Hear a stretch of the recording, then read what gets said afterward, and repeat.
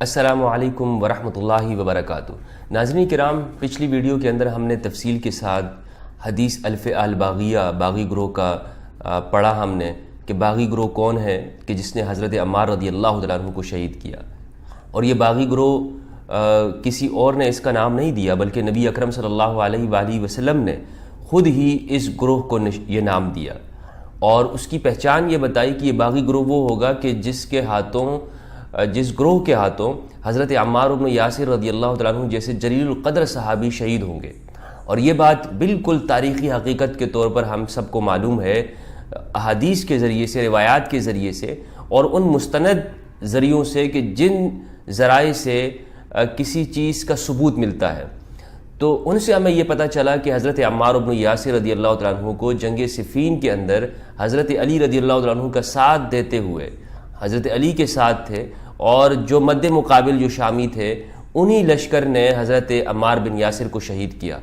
اور ان جو شہید کرنے والا ہے یعنی جو قاتل ہے حضرت عمار کا، وہ ابو الغادیہ الجہنی ہے جو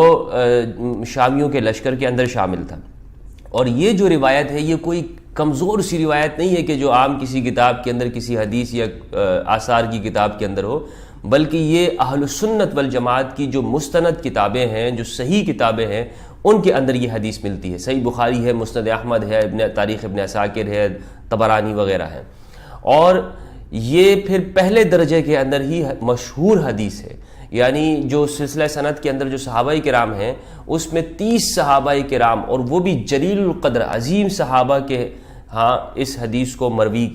کیا گیا ہے، روایت کیا ہے اس حدیث کو۔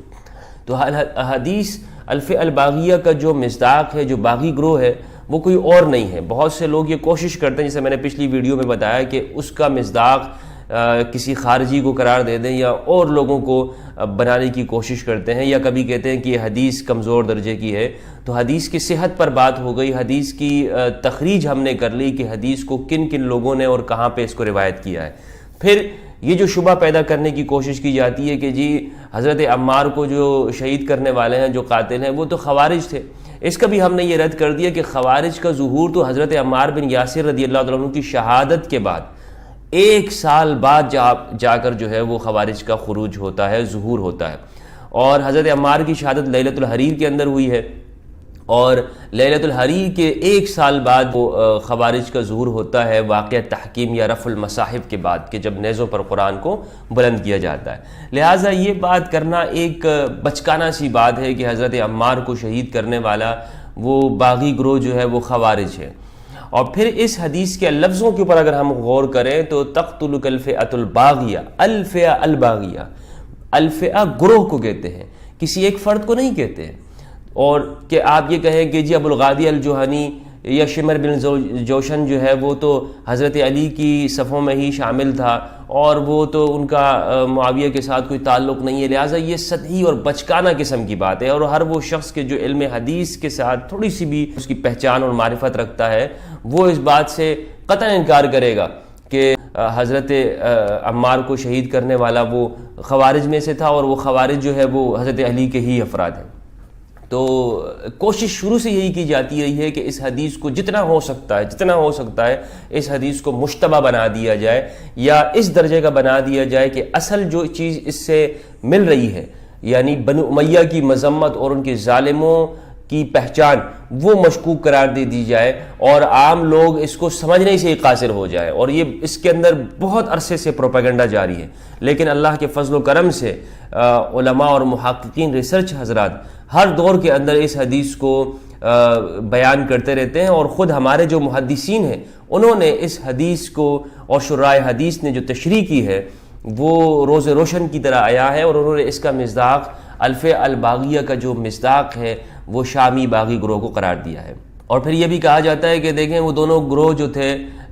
یعنی حضرت علی رضی اللہ تعالیٰ عنہ کا اور باغیوں کا گروہ، دونوں مومنین تھے، ان کے اوپر طعن و تشنیع نہیں کرنی چاہیے، لہٰذا خاموشی اختیار کرنی چاہیے۔ تو ہم نے کب کہا ہے کہ اس کا ڈھنڈورا پیٹیں؟ جب آپ یہ باتیں شروع کر لیتے ہیں اور باغیوں کو حق کے اوپر ظاہر کرتے ہیں، تو تب ہمیں پھر ان روایتوں کو پیش کرنا پڑتا ہے۔ اگر آپ بھی سکوت اختیار کر لیں، اور آپ جو یہ کہتے ہیں کہ خاموشی مشاجرات صحابہ کے اوپر، جو صحابہ کے درمیان میں وہ ان کے بارے میں لب کشائی نہیں کرنی چاہیے، ہم نے کب لب کشائی کی ہے؟ آغاز تو آپ لوگ کرتے ہیں کہ آپ لوگ ہی بتاتے ہیں کہ جی وہ حق پر تھا، فلانا یہ تھا، بھائی بھائی ہیں. جب اس طرح کی باتیں آپ کریں گے تو حق لوگوں کے سامنے لانا ہی ہوگا اور بتانا ہوگا کہ جناب حضرت علی رضی اللہ تعالیٰ عنہ وہ حق پر ہے. اور یہ ہمارے تمام اہل سنت علماء کا یہ متفقہ عقیدہ ہے. حتیٰ کہ شیخ ابن باز نے اپنے مجموع فتاویٰ کے اندر بھی لکھا ہے کہ حضرت علی رضی اللہ تعالیٰ عنہ کے مد مقابل آنے والے وہ تمام گروہ اور تمام افراد وہ باطل کے اوپر تھے اور حضرت علی رضی اللہ تعالیٰ عنہ حق پر تھے. لہٰذا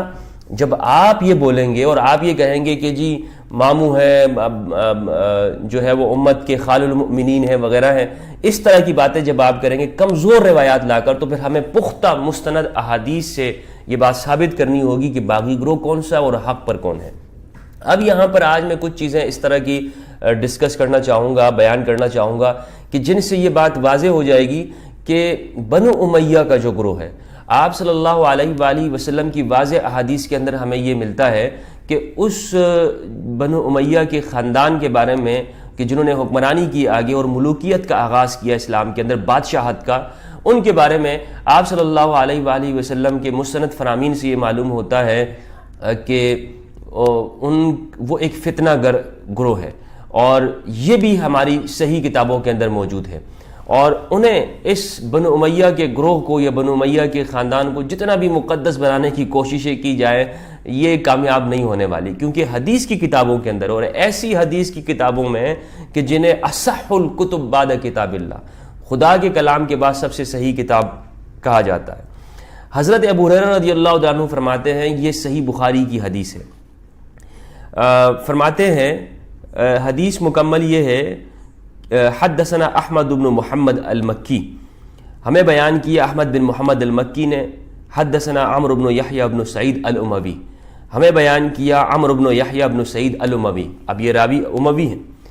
عن جدہ، اپنے دادا سے. قال کنت مع مروان و ابی ہریرہ، وہ فرماتے ہیں کہ میں ابو ہریرہ رضی اللہ عنہ اور مروان کے ساتھ تھا. فسمعت ابا ہریرہ رضی اللہ تعالیٰ عنہ، میں نے ابو ہریرہ کو یہ فرماتے ہوئے سنا، یقول، وہ کہہ رہے تھے، سمعت الصادق المصدوق، میں نے سچے اور مصدوق کہ جن کی سچائی کی گواہی دی گئی، یعنی نبی صلی اللہ علیہ وآلہ وسلم کو یہ فرماتے ہوئے سنا، ہلاک امتی علی یدی غلمۃ من قریش، میری امت کی ہلاکت وہ قریش کے لونڈوں کے ہاتھوں ہوگی، قریش کے لونڈوں کے ہاتھوں ہوگی. تو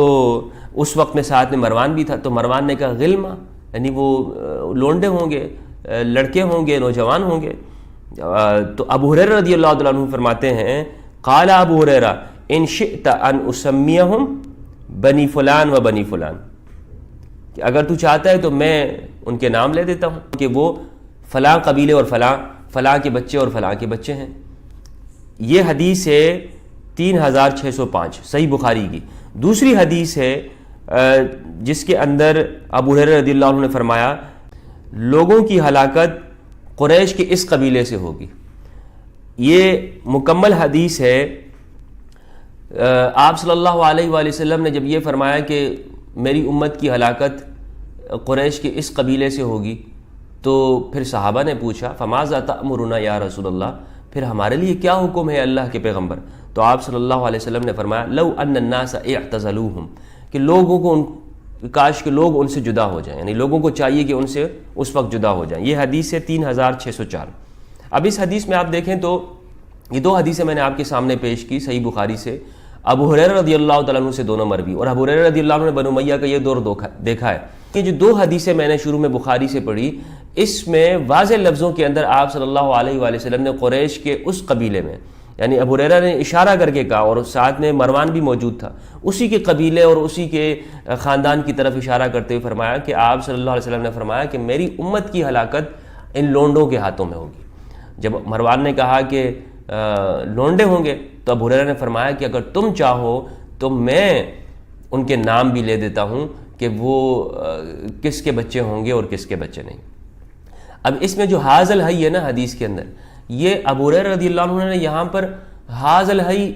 اس قبیلے کا نام لیا، لیکن راوی نے وہاں پر حاض الحی لفظ استعمال کیا. آپ صلی اللہ علیہ وآلہ وسلم نے حاض الحی نہیں استعمال کیا، راوی نے وہاں پر حاض الحی استعمال کیا، چونکہ وہاں پر ان کی حکومت تھی اس وقت میں بنو امیہ کی. اور ابو ہریرہ رضی اللہ تعالیٰ عنہ سے ہی بخاری کے اندر مروی ہے کہ آپ نے فرمایا کہ مجھے دو علم حضور سے ملے، اور ایک تو میں نے تمہیں بیان کر دیا، لیکن دوسرا وہ علم جو ہے اگر میں نے بیان کر دیا تو تم میری گردن کو، ابو ہریرہ نے اس طرح اشارہ کر کے کہا کہ تم اس کو کاٹ دو گے۔ وہ علم کیا ہے؟ وہ علم تو یہی ہے کہ ان منافقین کی، ان دشمنوں کی آپ صلی اللہ علیہ وسلم نے نام لے لے کر بتا دیا تھا کہ یہ لوگ ہیں، لیکن ابو ہریرہ رضی اللہ تعالیٰ عنہ کو یہاں پر جان کا خوف تھا اور آپ نے مصلحت کے تحت ان ناموں کو ظاہر نہیں کیا۔ مروان جیسا بدطینت اور بدقماش شخص جب وہاں پہ موجود تھا، جو کہ بنو امیہ کا جاسوس تھا شامیوں کا وہاں، اور یہاں پہ مدینہ کے اندر ہوتا تھا، تو اس کے سامنے یہ بات کرنا خطرے سے کم نہیں ہے۔ لہٰذا ابو ہریرہ رضی اللہ عنہ نے یہاں پر سکوت اختیار کیا اور جتنا ممکن ہو سکا اس حق کو بیان کرتے ہوئے کہا کہ تم چاہو تو میں ان فلاں کے بچوں کا اور فلاں کے بچوں کا نام لے دیتا ہوں۔ تو ان حدیثوں سے معلوم ہوتا ہے کہ اس امت کی ہلاکت بنو امیہ کے ہاتھوں میں ہوگی۔ لہٰذا اب کوئی شخص اگر بنو امیہ کے اس خاندان کو مقدس بنانے کی کوشش کرتا ہے تو وہ ان حدیث کا انکار کرتا ہے، یا تو انہیں حدیثوں سے بالکل اپنے آپ کو جان چھڑا لینی چاہیے اور وہ یہ کہیں کہ جی حدیثیں ساری کی ساری جھوٹے ہیں، یا وہ یہ بات کر دے کہ بنو امیہ کے لوگ وہ ظالم تھے، اور یہ بات تو وہ کریں گے نہیں، یا وہ یہ بات کہے کہ کچھ حدیثیں وہ اپنی مطلب کی لینی اور کچھ حدیثیں نہیں لینی ہے، یعنی جہاں پر بنو امیہ کی فضیلت ہو تو وہاں پر تو ضعیف سے ضعیف حدیث سے بھی کام چلا لیں، اور جہاں پر ان کی مذمت میں صحیح احادیث وارد ہوں تو وہاں کر کہیں کہ یہ نہیں، یہ حدیث تو اس طرح اور یہ حدیث فلاں ہے۔ دوسرا یہ ہے کہ یہاں پر جو بات انتہائی سمجھنے کی ہے، وہ ہمارے جو مشائخ ہیں اور خاص طور پر بنو امیہ کے حامی افراد، وہ ایک تھوڑا سا انہیں بچانے کے لیے ایک پینترا بدلتے ہوئے کام لیتے ہیں کہ جی ہمارے اہل سنت کا یہ موقف ہے کہ جو ظالم حکمران ہو نا، جتنا بھی ظالم ہو، چاہے وہ تمہیں کوڑے مارتا رہے، تمہارے اوپر تشدد کرتا رہے، یا تمہیں قید و بند کی جیلوں میں ڈال دے، اور یا وہ تمہارا مال تم سے ہتھیال ہے، تم نے پھر بھی اس امیر کی اطاعت کرنی ہے۔ وَإِن جَلَدَ ظَهْرَكَ وَأَخَذَ مَالَكَ، اگر وہ تمہارا مال بھی لے لے، تمہیں کوڑے بھی برسائے، پھر بھی اس کی اطاعت کرنی ہے، اس کے سامنے کچھ نہیں کہنا، یعنی امیر کے خلاف خروج نہیں کرنا، اس کے خلاف کچھ کہنا نہیں ہے۔ ایک طرف وہ کہتے ہیں کہ حضرت عثمان رضی اللہ تعالیٰ عنہ کے خلاف خروج کرنے والے وہ باغی ہیں، حالانکہ اس میں بڑے بڑے صحابہ ہیں، عمرو بن الحمق الخزائی، یہ بیعت رضوان والوں میں سے ہیں، اسی طرح عبد الرحمن بن عدیس البلوی، یہ بھی بیعت رضوان والوں میں سے ہیں، مالک ابن اشتر النخعی۔ وہاں پر تو کہتے ہیں کہ جی حضرت عثمان کے خلاف جنہوں نے خروج کیا وہ باغی ہیں، بڑے بڑے صحابہ کو باغی کہہ دیتے ہیں، لیکن جو حضرت علی رضی اللہ تعالیٰ عنہ کے خلاف خروج کرنے والے باغی ہیں، ان کے بارے میں کہتے ہیں نہیں، انہوں نے اجتہاد کیا، 70,000 صحابہ ان کی وجہ سے شہید ہو گئے، اور انہیں پھر اجتہاد کا انعام دے دیتے ہیں کہ بھئی انہوں نے اجتہاد کیا، لہٰذا ان کے بارے میں کچھ نہ بولو۔ تو دغلے معیار ہیں ان کے۔ اور پھر امیر کی اطاعت کا، کہ امیر جس طرح سے بھی ہو اس کی اطاعت کرنی چاہیے، اس کا کہنا ماننا چاہیے۔ آپ انہی باتوں کو اگر سامنے رکھیں، اور آج کی دنیا کے اندر علم سیاست سے واقف کسی ادنا سے طالب علم کے سامنے بھی اگر یہ بات کہیں، یا ترقی یافتہ سوسائٹی کے اندر رہنے والا شخص سے آپ یہ پوچھیں، کوئی مفکر ہو، کوئی استاد ہو، کوئی ٹیچر ہو، کہ ایک لیڈر یہ کہتا ہے کہ آپ کا حکمران چاہے آپ پر جتنا ہی تشدد کرتا ہے، جتنا ہی آپ کا مال لوٹتا ہے، غصب کرتا ہے، آپ کے اوپر کتنا ہی ٹیکس کیوں نہ لگاتے، آپ کے بیوی بچوں اور مال کو وہ ہتھیال ہے، لیکن آپ نے اس کے خلاف کچھ نہیں بولنا، آپ نے خاموشی سے اس کی اطاعت کرنی ہے، وہ کچھ بھی آپ کے ساتھ کرتا رہے، آپ نے زبان نہیں کھولنی اس پر، وہ آپ سے کہے گا کہ یہ ڈکٹیٹرشپ ہے۔ وہ طالب علم آپ سے یہ بات کہے گا کہ جس نے ابھی علم سیاست کے اندر قدم رکھا ہو اور اس کو سمجھنا شروع کیا ہو، وہ کہے گا کہ یہ بات دنیا کا کوئی لیڈر نہیں کہہ سکتا، اور اگر کوئی لیڈر یہ بات کرتا ہے تو وہ لیڈر ہی نہیں ہے۔ یعنی یہ ایک خطرناک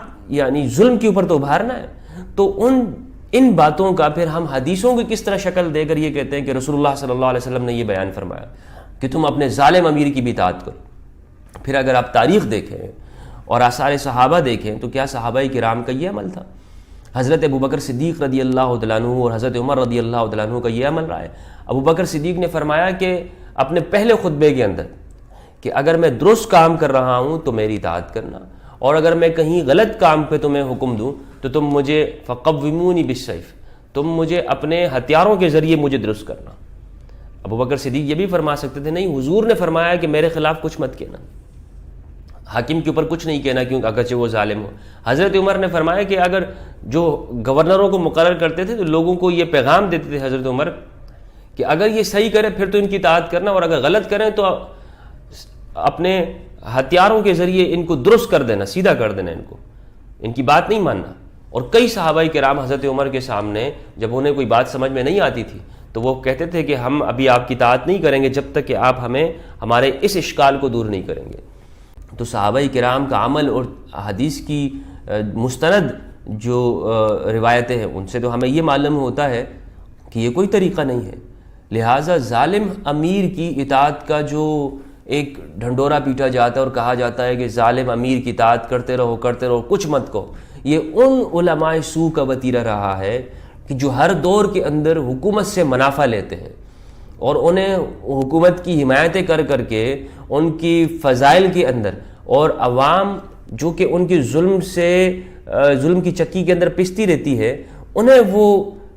ہمیشہ خاموش کرتے رہتے ہیں۔ تمہاری تقدیر کا مسئلہ ہے، تمہاری تقدیر میں یہ لکھا ہوا تھا، کیا کریں، تم جیسے ہوگے حکمران بھی تمہارے اوپر اسی طرح ہوں گے۔ لہٰذا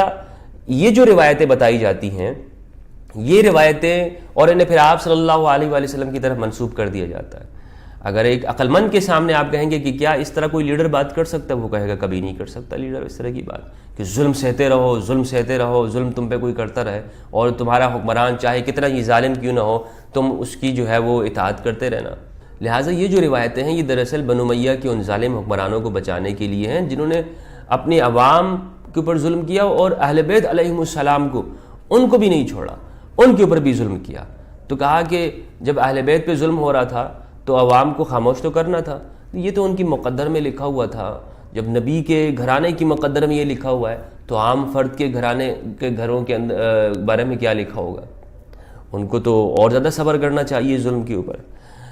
بنو امیہ کے زمانے کے اندر روایتوں سے ثابت ہے، حضرت انس رضی اللہ تعالیٰ عنہ سے صحیح بخاری میں روایت ہے کہ انہوں نے نمازوں کو مؤخر کر دیا تھا، نمازیں جو اپنے ٹائم پہ ہوتی تھیں انہیں مؤخر کر دیا تھا، یہاں تک کہ جمعہ کی نماز جو ہے وہ مغرب میں جا کے یہ پڑھتے تھے، اور عوام کے اوپر بھاری بھرکم ٹیکس لگا دیے تھے۔ عوام کو اتنا انہوں نے اتنا ان کا بھرکس نکال دیا تھا، اتنا ان کا ستیہ ناش کر دیا تھا کہ کھانے کی ان کے پاس طاقت نہیں ہوتی تھی، اور اپنی عیاشیاں ان کے پاس ایک اپنے محل کے اندر انہوں نے سینکڑوں لونڈیاں رکھی ہوئی تھی اور عیاشی ان کی چل رہی تھی۔ لہٰذا یہ کوئی مقدس لوگ نہیں ہیں کہ جنہیں یہ کوشش کی جاتی ہے کہ بڑا مقدس بنایا جائے، حدیثوں سے ان کی مذمت ثابت ہے۔ پھر ساتھ میں یہ بھی کہتے ہیں کہ جس ظالم جو حکمران ہوتا ہے اس کے اوپر آپ نے، یا کسی ظالم کے اوپر آپ نے لعنت نہیں کرنی، آپ نے اس سے برات نہیں کرنا۔ دیکھیں، لعنت جو ہے، برا بولنا، یہ برات کا اعلان ہے۔ قرآن مجید میں جھوٹوں سے برات کا اعلان کرنے کا کہا گیا ہے، لعنت اللہ علی الکاذبین، اور ظالموں کے اوپر خدا کی لعنت کا کہا گیا۔ لیکن ہمارے ہاں یہ بھی کہتے ہیں کہ جی ظالموں کے اوپر کوئی لعنت نہ کرے۔ اور ویسے اگر ان کے اخلاق اور رویے دیکھیں آپ امویوں کے، تو اگر آپ ان سے تھوڑا سا بھی اختلاف کریں گے تو آپ کو بے شمار لعنتیں دینے میں ان سے کوئی پیچھے نہیں ہوگا۔ اور لعنتیں انہوں نے ہی آغاز کروائی تھی، حضرت علی رضی اللہ تعالیٰ عنہ پر سب و شتم اور لعنتیں دینے کا جو رواج تھا انہوں نے اس کو آغاز کیا۔ صحیح مسلم کی روایت ہے عامر بن سعد بن ابی وقاص رضی اللہ تعالیٰ عنہ سے، وہ پوری طویل حدیث ہے کہ جس کے اندر سعد بن ابی وقاص سے معاویہ نے کہا کہ تم حضرت علی کو لعنت دو، سب و شتم کرو، برا بلا بولو، سب دو، گالیاں دو۔ حضرت سعد بن ابی وقاص جو کہ عشرہ مبشرہ میں سے ہیں اور فاتح ایران ہیں، انہوں نے کہا کہ میں کیوں کروں، اور جو 3 مرتبے حضرت علی رضی اللہ تعالیٰ عنہ کو حاصل ہیں، میں تو تمنا کرتا ہوں کہ اگر کاش مجھے مل جائے ان میں سے ایک بھی، اور میں اس کے مقابلے میں سرخ اونٹوں کی ایک پوری جماعت کو میں جو ہے وہ قربان کر دوں۔ حضرت سعد بن ابی وقاص نے یہ کام نہیں کیا، تو کہتے ہیں کہ جی لعنت جو ہے نا وہ نہیں کرنی چاہیے۔ لیکن ایک روایت خواتین کے اوپر بھی جو ہے ان لوگوں نے بنائی ہوئی ہیں، اور ان کو وہ بیان کرتے ہیں کہ جی خواتین، اگر آپ اپنی بیگم سے کہیں کہ جی وہ آپ کی جنسی خواہش پورا کرے اور وہ انکار کر دے، تو اس پر ساری رات پروردگار ایک فرشتہ مقرر کر دیتا ہے اور اس پہ لعنتیں دیتا رہتا ہے، اور آسمان و زمین کے فرشتے اس پہ لعنت کرتے ہیں۔ اب یہ اس میں دیکھیں ایک خاص معین عورت کے اوپر، معین شخص کے اوپر لعنتیں دلوانے کا جو ہے تو ثبوت دیتے ہیں کہ اس کے اوپر ثبوت ہے، لیکن ظالم حکمران کو بچاتے ہیں ہر حال میں، کہ ظالم حکمران ہے اور ان کو جو ہے وہ بچانا ہے. اور یہ جتنی بھی جو حکمرانوں کی فضیلت کے اندر جو روایتیں ہیں، یہ ساری اس وقت بنو امیہ کے ان ظالم حکمرانوں کے دور میں ایجاد ہوئی، اور پھر آگے بنو عباس نے اسے بڑھایا. بنو عباس نے امویوں کے اس کام سے ذرا بھی جو ہے وہ کچھ الگ نہیں کیا. جو کام امویوں نے ظلم کیا اہل بیت کے اوپر، وہی کام آگے پھر بنو عباس نے بھی اس کا جو ہے وہ لے کر چلتے رہے. عامر بن واصلہ رضی اللہ تعالیٰ عنہ، ابو طفیل، یہ ایک مشہور صحابی ہیں، اور کہتے ہیں کہ ابو طفیل عامر بن واصلہ آخری صحابی ہیں، یعنی انہوں نے آخر زمانے تک یہ دیکھا ہے. تو ان کا واقعہ آتا ہے کہ انہوں نے معاویہ سے ملاقات کی، اور وہ ملاقات جب ہوئی تو حضرت معاویہ نے کہا کہ تم نے عامر بن واصلہ سے کہا کہ حضرت عثمان کو کیوں نہیں بچایا؟ حضرت عثمان کے وقت میں تم موجود تھے جب باغیوں نے ان کا گھیراؤ کیا ہوا تھا، تو ان کو بچانا چاہیے تھا، لیکن تم نے نہیں بچایا. تو عامر بن واصلہ نے کہا کہ میں نے کیا، مہاجرین و انصار صحابہ نے نہیں بچایا، اور وہ کوئی اتنی بڑی تعداد میں نہیں تھے باغی، زیادہ سے زیادہ جو ہے وہ 700 سے 800 لوگ تھے. اور مدینہ میں اس وقت اس ہزاروں کی تعداد کے اندر صحابہ کرام موجود ہیں، مہاجرین موجود ہیں، انصار موجود ہیں. کسی صحابی نے جو ہے وہ انہیں بچانے کی کوشش نہیں کی حضرت عثمان غنی رضی اللہ تعالیٰ عنہ کو، سوائے حضرت علی رضی اللہ عنہ کے. تو عامر بن واصلہ نے کہا کہ میں نے کیا، صرف سب نے نہیں بچایا، سب نے یہ کوشش نہیں کی. تو پھر عامر بن واصلہ نے پوچھا کہ اچھا یہ بتاؤ، میں نے نہیں کی تو تم نے کون سی کوشش کی؟ کیا شام سے آپ نے اس وقت میں ان کو بچانے کے لیے کوئی لشکر بھیجا؟ تو حضرت معاویہ نے کہا کہ نہیں، میں نے اس وقت نہیں کی، لیکن ابھی جو میں ان کے قصاص کا مطالبہ کر رہا ہوں، کیا یہ ان کی مدد نہیں ہے؟ تو پھر عامر بن واصلہ نے ایک شعر پڑھا، بڑا دلچسپ شعر پڑھا. کہتے ہیں کہ لا الفینک بعد الموت تندبنی وفی حیاتی ما زودتنی زادہ، کہ تمہارا اور میرا معاملہ یہ ہے، شاعر کہتا ہے کہ زندگی بھر تم نے مجھے کوئی بھی تم نے میری مدد نہیں کی، لیکن میرے مرنے کے بعد تم میرے اوپر بڑے بڑے آنسو بہا رہے ہو اور ندامت کا اظہار کر رہے ہو. تمہارا معاملہ یہ والا ہے. تو الغرض کہنے کا مقصد یہ ہے کہ یہ جو فئہ باغیہ جس کو ہم نے پچھلی حدیث کے اندر سمجھا، وہ ایک خاص گروہ ہے، اور وہ کوئی فرد نہیں ہے، بلکہ وہ پورا گروہ ہے کہ جو حضرت علی رضی اللہ تعالیٰ عنہ کے مقابلے میں آیا، اور اس گروہ نے یہ اس عالم اسلام کی اور پوری سلطنت اسلامی کا استحکام کو خطرے سے دوچار کر دیا. اور پھر آپ دیکھیں کہ حضرت علی رضی اللہ تعالیٰ عنہ کو تمام قسم کی فتوحات سے وہ اپنی لشکروں کو واپس بلانا پڑا، اور انہی باغیوں کے ساتھ ہمیشہ مصروف رہے. ایک حدیث ہے مصنف عبدالرزاق کے اندر، یہ بڑی امپورٹنٹ حدیث ہے، اسی فئہ باغیہ سے متعلق ہے، کہ حضرت عمار رضی اللہ عنہ کو جس فئہ باغیہ گروہ نے شہید کیا. حدثنا معمر عن طاووس عن ابی بکر محمد بن عمرو بن حزم عن ابیہ قال لما قتل عمار بن یاسر دخل عمرو بن حزم على عمرو بن العاص فقال قتل عمار وقد قال صلی اللہ علیہ وآلہ وسلم تقتله الفئہ الباغیہ. کہتے ہیں کہ محمد بن عمر بن حزم اپنے والد سے روایت کرتے ہیں کہ جب حضرت عمار رضی اللہ عنہ کو قتل کیا گیا تو عمر بن حزم عمرو بن العاص کے پاس آئے. عمرو بن العاص یہ شامیوں کے کمانڈر تھے.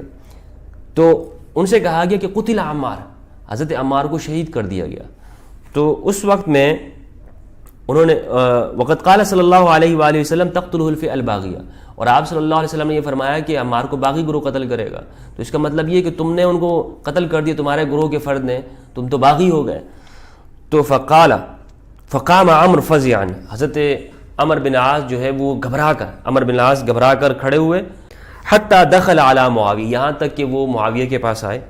فقال معاویہ ما شأنہ، کیوں آئے ہو؟